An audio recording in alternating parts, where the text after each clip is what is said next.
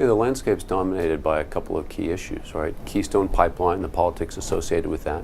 This new phenomena that we have so much natural gas that the country's looking to export natural gas. Only a couple of years ago, we were looking to permit import facilities.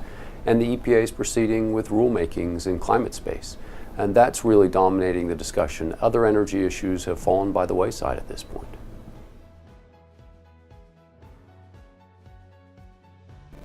Federal energy and climate policy takes some time to mature, to develop, to evolve, whatever word you want to use. There's got to be the realization that there's a problem that needs to be addressed, a consensus needs to be developed on the solutions, and then it needs to be implemented. Given the current political environment, it's going to be difficult, and we are probably years away from seeing a comprehensive, sort of cohesive energy and climate policy put together. But it takes some time to develop in the policy arena, just deciding what the right answers are.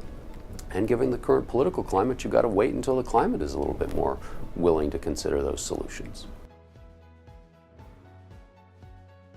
Oh, I think the key policymakers are very aware of the issues, but they are part of a very complex fabric that has to take into consideration the needs of all sorts of different users of electricity, of energy, as well as the difference in the distribution systems and the different interests of the generators. And just dealing with that complexity will take time. But is it going to happen? Absolutely. It's inevitable, it is necessary, and these sorts of things can't be brushed aside forever. People who consider just some of the short-term issues think nuclear energy is at a crossroads. They look at recent plant closings, they see the economic pressures on additional plants, they think this is a major moment, and it is an important moment.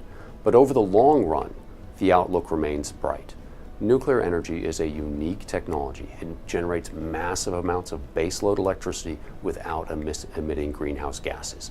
Those characteristics and the need of the society in the United States and around the world for the electricity we use today and more electricity going forward make the outlook for nuclear very positive over the long run. Nuclear energy is a foundational source of electricity for this country.